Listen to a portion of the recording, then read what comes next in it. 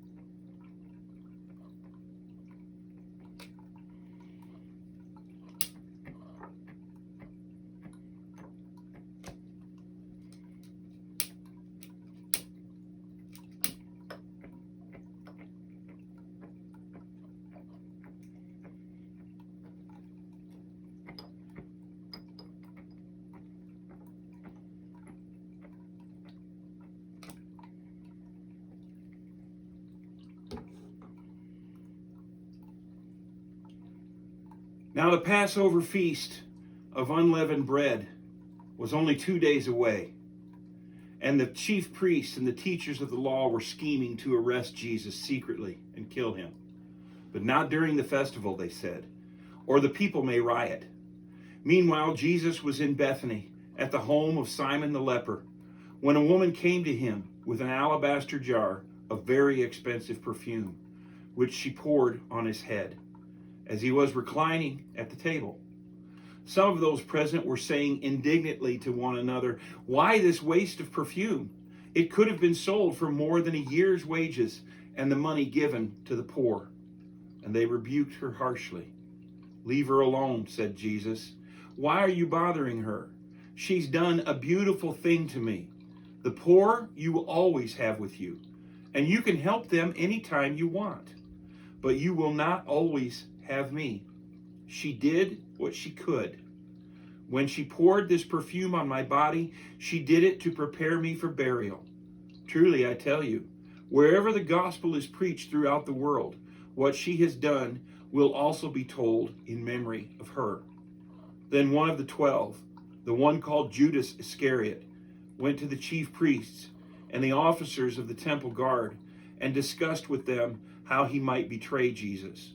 So they counted out 30 pieces of silver. From then on, Judas watched for an opportunity to hand him over.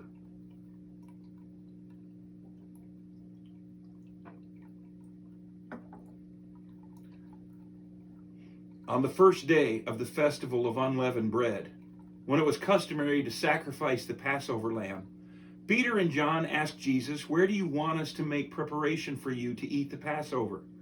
He replied, "Go into the city, and a man carrying a jar of water will meet you. Follow him. Say to the owner of the house he enters, 'The teacher asks, where is my guest room, where I may eat the Passover with my disciples?' He will show you a large room upstairs, furnished and ready. Make preparation for us there." The disciples left, went into the city, and found things just as Jesus had told them. So they prepared the Passover. When the evening came, Jesus was reclining at the table with the 12. And while they were eating, he said, "Truly, I tell you, one of you will betray me." They were very sad. And one by one they said to him, "Surely you don't mean me, Lord?" Jesus replied, "The one who has dipped his hand into the bowl with me will betray me. The Son of Man will go just as it is written about him. But woe to that man who betrays him. It would be better for him if he had not been born."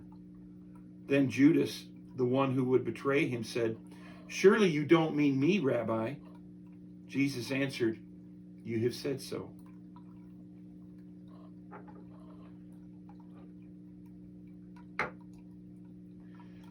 When they were eating, Jesus took bread, and when he had given thanks, he broke it and gave it to his disciples, saying, "This is my body given for you. Do this in remembrance of me." In the same way, he took a cup, and when he had given thanks, he gave it to them, saying, "Drink from it, all of you. This cup is the new covenant in my blood, which is poured out for you.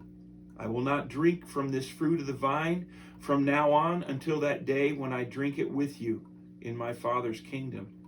And when they had sung a hymn, they went out to the Mount of Olives.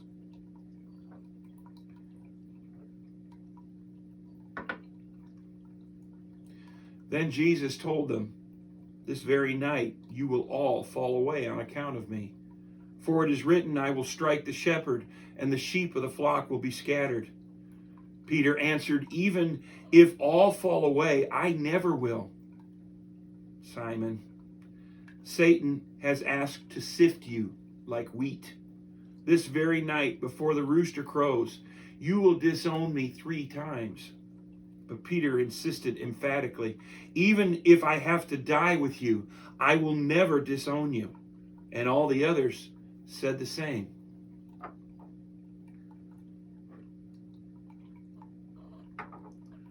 Then Jesus went with his disciples to a place called Gethsemane, and he said to them, "Sit here while I go over there and pray." He took Peter, James, and John along with him and began to be deeply distressed and troubled. "My soul is overwhelmed with sorrow to the point of death," he said to them. "Stay here and keep watch."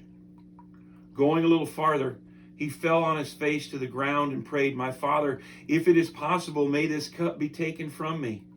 Yet not as I will, but as you will." An angel from heaven appeared to him and strengthened him. And being in anguish, he prayed more earnestly, and his sweat was like drops of blood falling to the ground. Then he returned to his disciples and found them sleeping. "Couldn't you men keep watch with me for 1 hour?" he asked. "Watch and pray so that you will not fall into temptation. The spirit is willing, but the flesh is weak."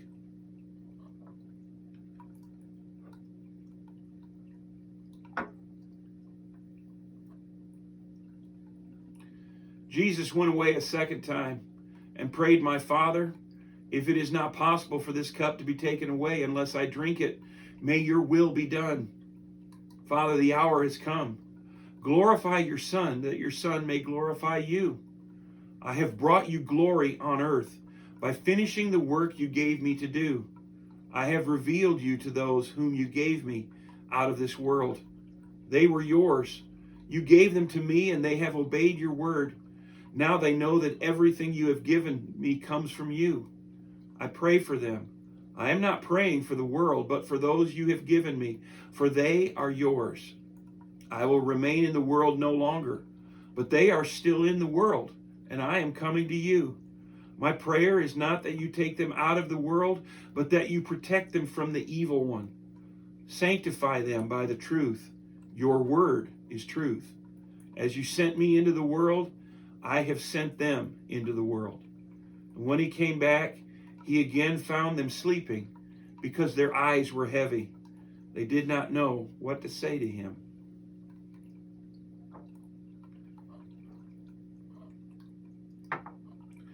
Jesus went away once more and prayed the 3rd time, Father, my prayer is not only for those whom you gave me. I pray also for those who will believe in me through their message, that all of them may be one, just as you are in me and I am in you. May they also be in us, so that the world may believe that you have sent me. I have given them the glory you gave me, that they may be one as we are one, I in them and you in me, so that they may be brought to complete unity.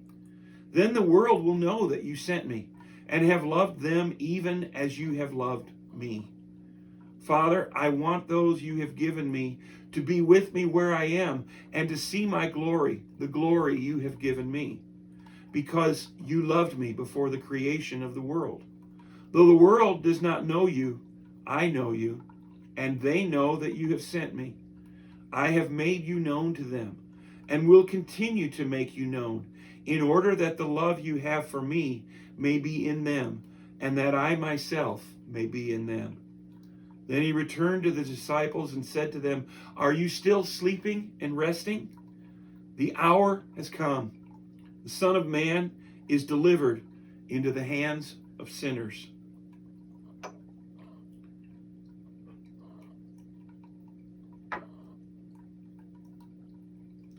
Now Judas, who betrayed him, knew the place where Jesus was, because he had often met there with his disciples. So Judas came to the garden, guiding a detachment of soldiers and some officials from the chief priests and the Pharisees. They were carrying torches, lanterns, and weapons. Now the betrayer had arranged a signal with them. The one I kiss is the man. Arrest him. And so going at once to Jesus, Judas said, Greetings, Rabbi, and he kissed him. Jesus replied, Do what you came for, friend. Then the men stepped forward, seized Jesus, and arrested him. Simon Peter, who had a sword, drew it and struck the high priest's servant, cutting off his right ear. Put your sword back in its place, Jesus said to him. For all who draw the sword will die by the sword. Do you think I cannot call on my Father, and he will at once put at my disposal more than 12 legions of angels? But how then would the scriptures be fulfilled, that they say it must happen this way? And he touched the man's ear and healed him. Then Jesus said to the chief priests, the officials of the temple guard, and the elders who had come for him, Am I leading a rebellion that you have come with swords and clubs? Every day I was with you in the temple courts, and you did not lay a hand on me. But this is your hour, when darkness reigns. Then all the disciples deserted him and fled.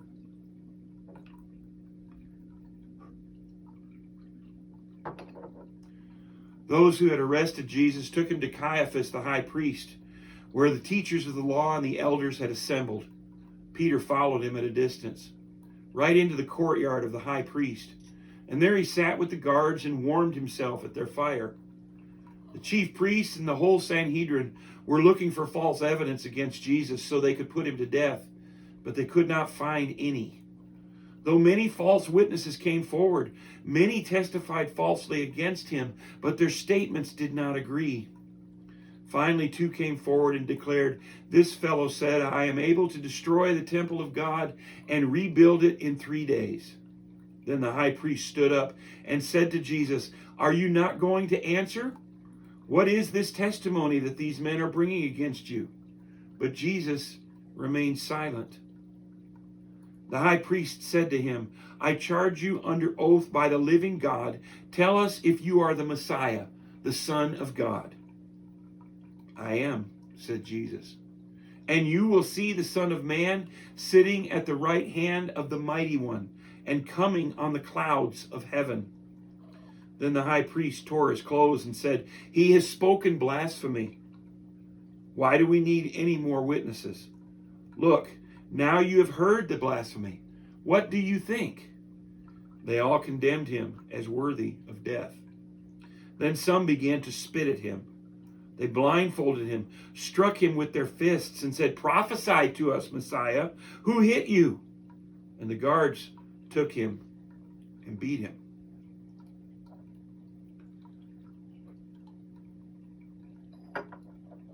Now Peter was sitting out in the courtyard, and a servant girl came to him. "You also were with Jesus of Galilee," she said, but he denied it before them all. "I don't know what you are talking about," he said.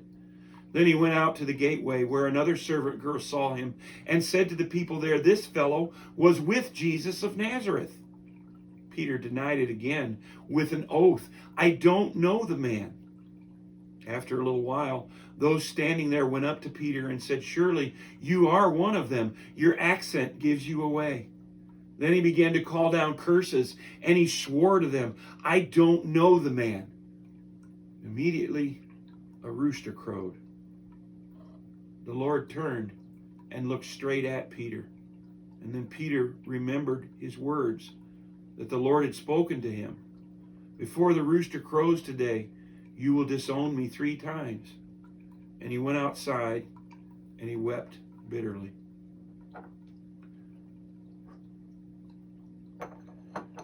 Very early in the morning, the chief priests with the elders, the teachers of the law, and the whole Sanhedrin made their plans. So they bound Jesus and led him away, handed him over to Pilate the governor. And they began to accuse him, saying, "We have found this man subverting our nation. He opposes payment of taxes to Caesar and claims to be Messiah, a king." So Pilate asked Jesus, "Are you the king of the Jews?" "You have said so," Jesus replied. Then Pilate asked him, "Don't you hear the testimony they are bringing against you?" But Jesus made no reply, not even to a single charge, to the great amazement of the governor. Then Pilate announced to the chief priests and the crowd, "I find no basis for a charge against this man." But they insisted, "He stirs up the people all over Judea by his teaching. He started in Galilee and has come all the way here." Now, it was the governor's custom at the festival to release a prisoner chosen by the crowd. At that time, they had a well-known prisoner whose name was Jesus Barabbas. So when the crowd had gathered, Pilate asked them, "Which one do you want me to release to you, Barabbas or Jesus, who is called the Messiah?" But the chief priests and the elders persuaded the crowd to ask for Barabbas and to have Jesus executed. "Which of the two do you want me to release to you?" asked the governor. "Barabbas," they answered. "What shall I do then with Jesus, who is called the Messiah?" They all answered, "Crucify him." "Why? What crime has he committed?" asked Pilate. But they shouted all the louder, "Crucify him!" When Pilate saw that he was getting nowhere, but instead an uproar was starting, he took the water and washed his hands in front of the crowd. "I am innocent of this man's blood," he said. "It is your responsibility." All the people answered, "His blood is on us and on our children." And then he released Barabbas to them. But he had Jesus flogged and handed over to be crucified.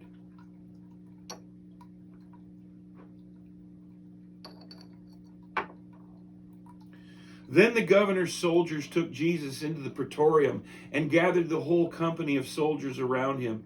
They stripped him and put a scarlet robe on him, and then twisted together a crown of thorns and set it on his head. They put a staff in his right hand. Then they knelt in front of him and mocked him, "Hail, King of the Jews!" They spit on him and took the staff and struck him in the head again and again and again. After they had mocked him, they took off the robe and put his own clothes on him. Then they led him away to be crucified.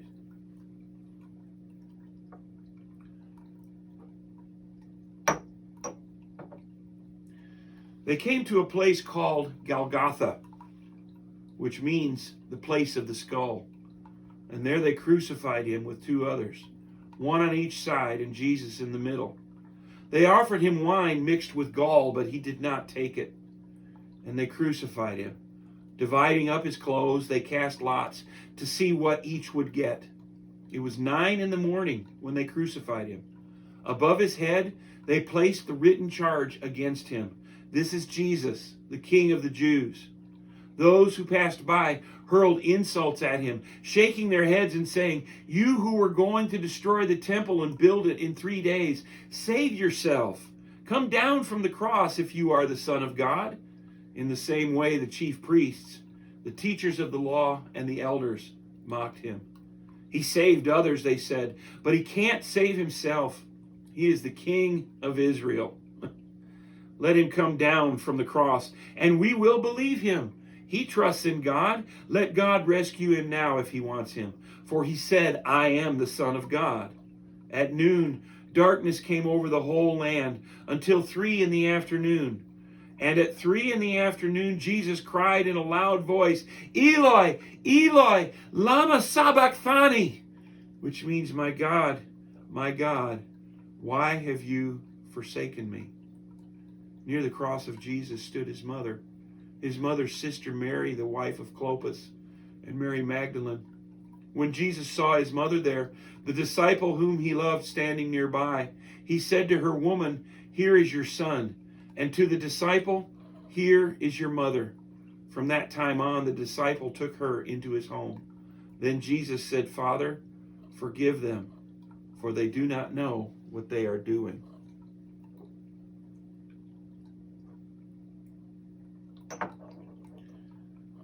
And then Jesus said, It is finished.